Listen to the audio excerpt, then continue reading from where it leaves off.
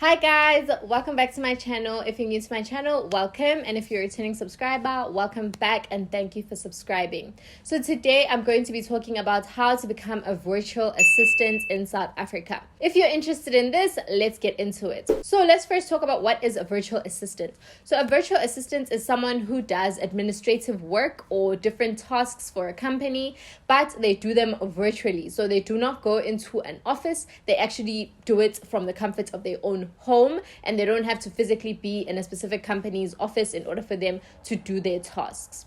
Now, when it comes to being a virtual assistant, there's many ways of going about this, but the first step is to find your niche. So when I speak about finding your niche, you need to decide on what type of services are you going to be offering people and what type of companies are you going to be offering these services to. So for example, if you're someone who wants to offer your services to a legal firm, that's basically what you're going to be a virtual assistant for. If you're someone who wants to offer your services to social media influencers, then that's what you're going to be offering. If you're someone who wants to offer your services to medical practices, then that's what you're going to be doing. So you need to find a specific niche that you're going to offer your services to.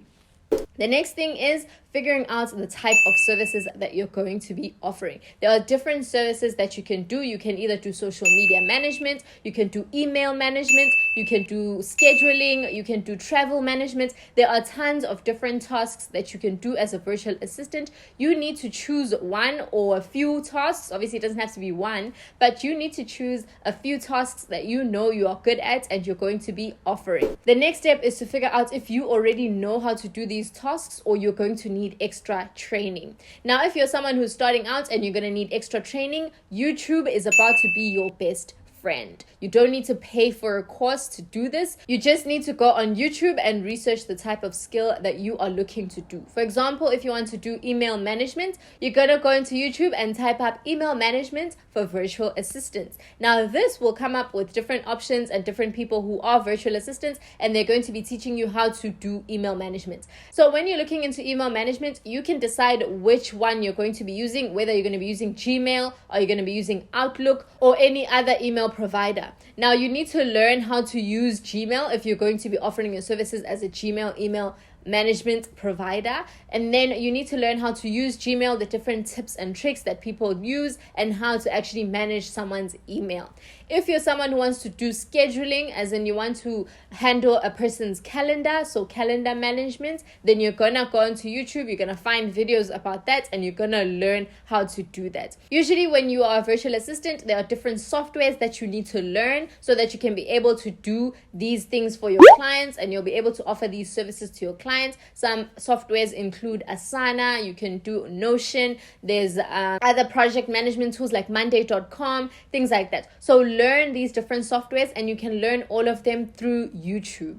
Now, once you've learned the skills and you have the skills ready, the next thing is to basically try and find a client. Now, how do you do this? The next thing is to create your CV or resume or profile. It's all really the same thing, but basically this is what you're going to be sending out to clients so that they know what you're offering and the skills that you have. Now, when you're writing up your CV or resume or profile, you can do this on Canva, or you can do it on other platforms where you can write CVs. I personally usually just use Canva. Now, on Canva, you're going to write up who you are, what you do, the skills that you offer. And here's a tip for you guys. If you're someone who's not great at writing profiles, you can go onto ChatGPT and ask ChatGPT for a summary, a profile summary of someone who wants to become a virtual assistant or someone who has specific skills in these specific departments when it comes to becoming a virtual assistant. And ChatGPT will give you a little paragraph that you can put onto your CV that will sound professional and it will sound good to anyone you are trying to get as a client.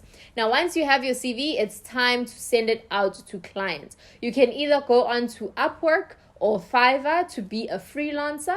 You can also go on to Indeed or job marketplaces where you can then apply to specific jobs. So you're going to type virtual assistant jobs in South Africa or virtual assistant jobs in general.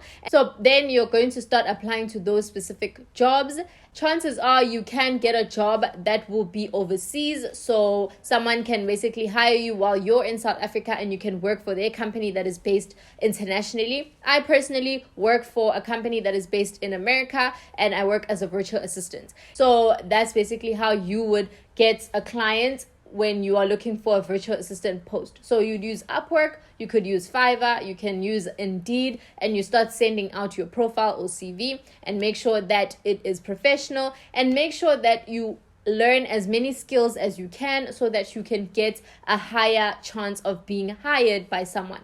Keep in mind, if you're going to be applying for posts that are based in America or other places, you may have to work at different time zone. So chances are you may have to work at night as compared to working during the day. But if you do find a post in the UK, for example, they times are not as bad, so you would be working somewhat normal time because they're a few hours behind us, so it's not too bad. So just keep that in mind when applying to international posts and working remotely. The last thing, once you've actually applied, make sure that you start practicing for your interviews. You can search different videos on YouTube, how to prepare for virtual assistant interviews, and a ton of videos are going to pop up and you can start practicing. Practice the type of questions that they will ask you. Start practicing how to sell yourself and how to actually make yourself a good candidate. So make sure that you put your best foot forward and chances are you will get a job internationally and you'll be working as a remote worker. Thank you guys for watching this video. I hope to see you guys in my next video. Bye.